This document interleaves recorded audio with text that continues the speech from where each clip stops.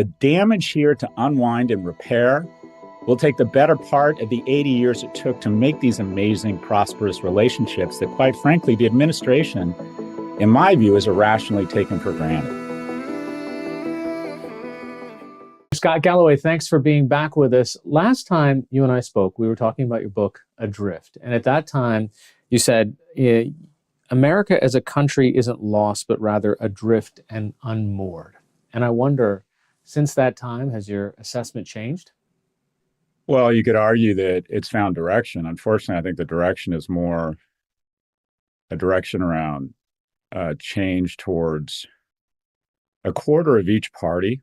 Democrats are just as guilty of this as Republicans, are in favor of an autocrat as long as that autocrat shares their views. And I think that's sort of come to fruition here.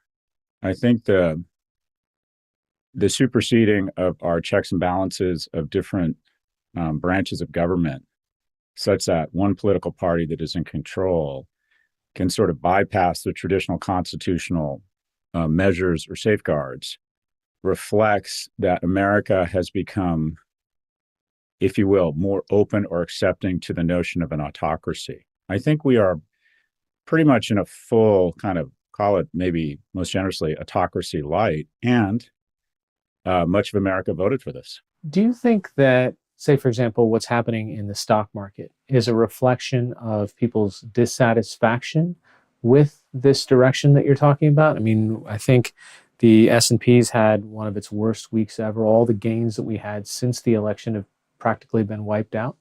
I wouldn't say it's dissatisfaction, because that implies that they're upset about it. The market is pretty unemotional and is focused on increasing earnings, and people will buy stocks regardless.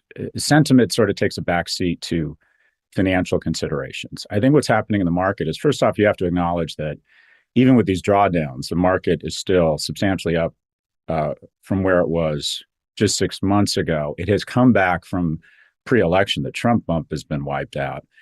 I think what you're seeing, quite frankly, is a couple of things. The market just may have gotten, quite frankly, overvalued.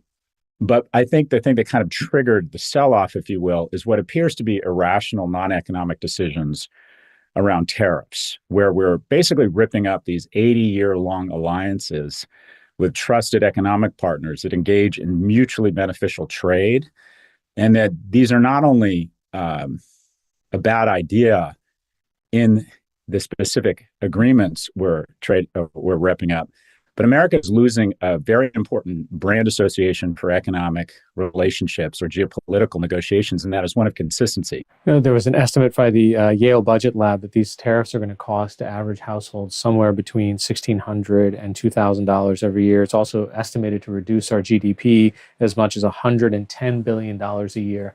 You know, and one of the lines of thinking that I hear from members of the administration is, look, if these short-term hits can get us better leverage to try to negotiate longer-term prosperity for America, this will have been worth it. Does that make sense? Well, to be fair, tariffs aren't all bad. Sometimes you need tariffs as a hammer to restore symmetry to an asymmetric trade relationship. Biden maintained the initial Trump tariffs. I think some of Trump's initial instincts around the asymmetry of the trading relationship between China and the U.S. were accurate. What this is, though, is just plain non-economic. I was a graduate student instructor in microeconomics in graduate school. We used to talk about tariffs, I imagine, the same way that professors in medical school talk about leeches. Like, can you believe they were stupid enough to actually think this would work? And the notion that we're putting ourselves in a position to negotiate some big, beautiful deal, I don't think it's going to work, because Trump tore up the Iran deal and now appears to want it again. The tariffs are off and on. I just don't think we're seen now as a reliable partner that can be counted on with the economic livelihood of your country. Think about Canada. We're not even able to give Canada a good reason for why he's doing this. The kind of the stated reason from the administration for what is tariffs that will hurt our economy and dramatically hurt the Canadian economy is that the unchecked transfer of fentanyl across the Canadian border. You could take the amount of fentanyl that's come across the U.S.-Canadian border and put it in a backpack. Estimates are that it's less than 1%. And to alienate your closest allies, think about Canada, Hari. It's the largest undefended border in the world. What does that tell you about our relationship to this point with Canada? They joined us in World War One. They were in World War II before us, training Allied pilots. They were side by side with us in Kosovo in our fights against the Taliban. Amazing economic prosperity. We have NBA and NHL teams in America and in Canada, respectively. And I love that question, Hari, that was presented by a Holocaust survivor around evaluating who are your real friends. And that is, it comes down to one question for her. Would they hide me? And that's a really puncturing, kind of rattling question to evaluate your friends by. But by that standard, Canada is one of our best friends. In the Iran hostage crisis, they hid American diplomats and under great personal risk ensured their safe escape from Iran. And they stayed behind. And had they been caught, there was a good chance they would have been hanged from cranes. So Canada has hid us. They are real friends. And for us to recklessly, irrationally, and inexplicably try to hurt them in exchange for what might be some big, beautiful deal, the damage here to unwind and repair will take the better part of the 80 years it took to make these amazing, prosperous relationships that, quite frankly, the administration, in my view, is irrationally taken for granted. So, how does the world deal with this kind of uncertainty?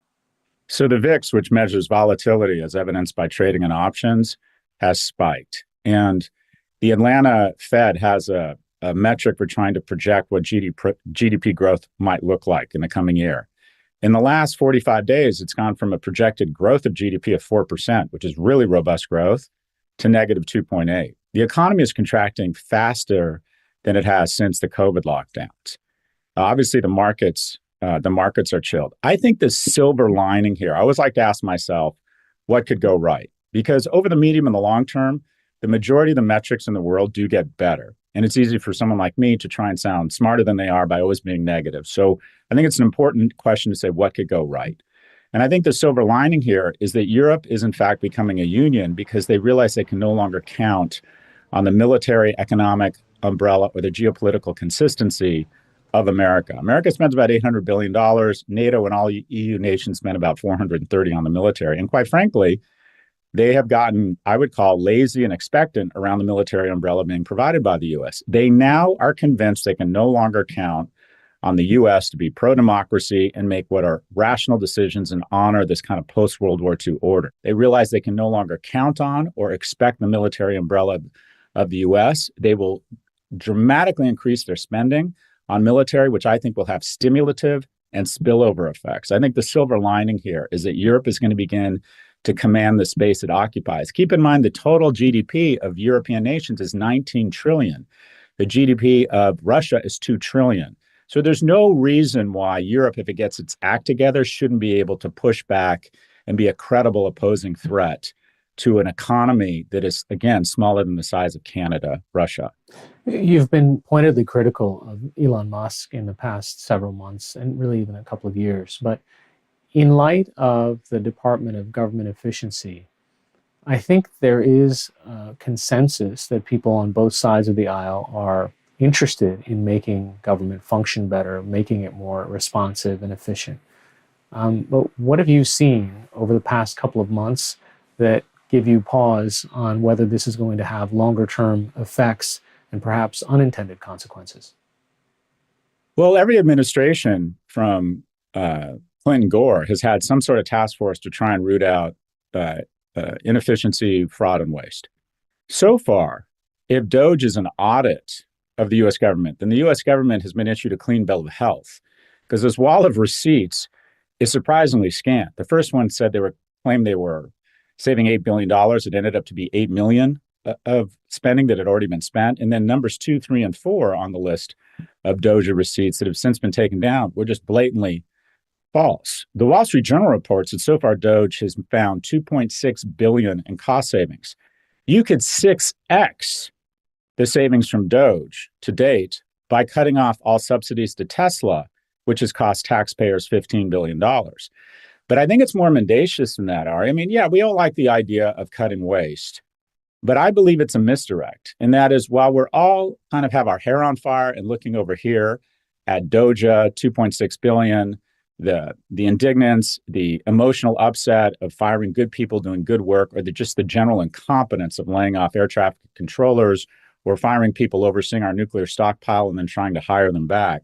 I believe for the most part, it's a strategic weapon of mass distraction to get you to look over here as the Trump administration is planning to increase our deficit by $800 billion a year with tax cuts to the wealthy. All of this is a misdirect. It's sad. It's unfortunate. It's incompetent. These savings are illusory, right? But at the end of the day, I think it's a purposeful distraction from the tax cuts they are trying to put forward at the expense of future generations. Do you think that Elon is getting a net positive benefit from this? Because on the one hand, he has gained incredible proximity to power and, in fact, power for his $250 million contribution to the campaign. On the other hand, the value from Tesla shares have been evaporating because he seems to have alienated a huge chunk of the people that used to buy his cars.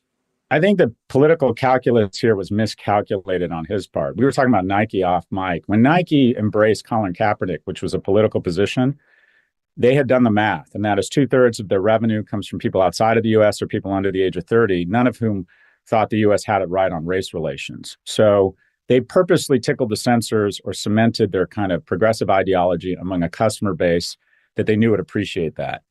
Musk has made exactly the wrong calculation, and that is 3/4 of Republicans would never consider buying an EV anyway. His largest market is California, and sales are down 11%. In Europe, sales are off 75%, in Germany, and between 20 and 30 in other big EU markets.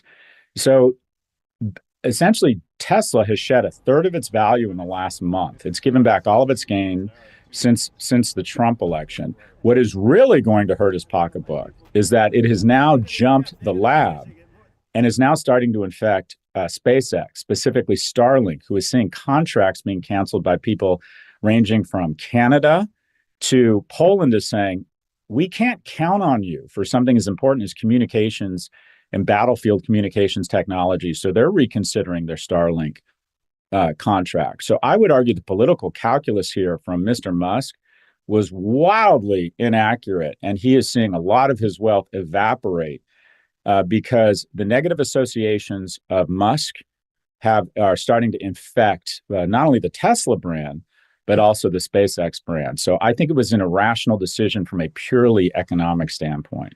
Here we were at the inauguration, and we saw lined up next to the president literally the who's who of technology and billionaires standing next to him.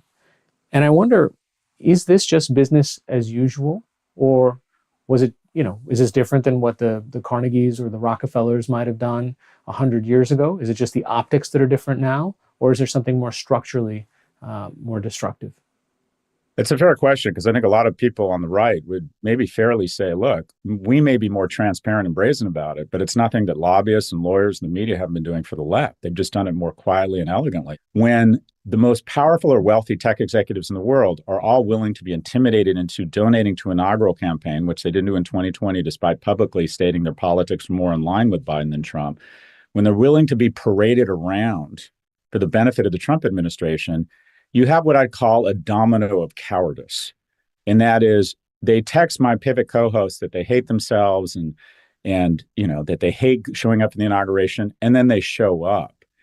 And then that gives Linda Yaccarino, the CEO of X, the confidence to demand that an ad agency advertise on their platform, or they risk having their merger blocked by her buddy who has proximity to the president. What we don't want to acknowledge in America is that rights and democracy are now a function of how much money you have, full stop. The wealthy technocrats and the 0.1% feel as if, and quite frankly, it may be true, that they are protected by the law, but not bound by it. Whereas the rest of the 99% are bound by the law, but not protected by it.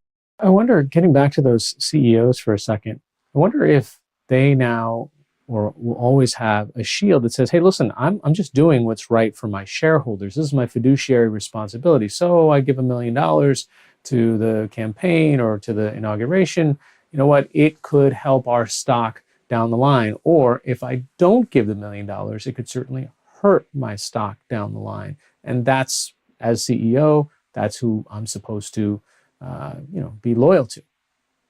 I think that's a fair argument, Hari.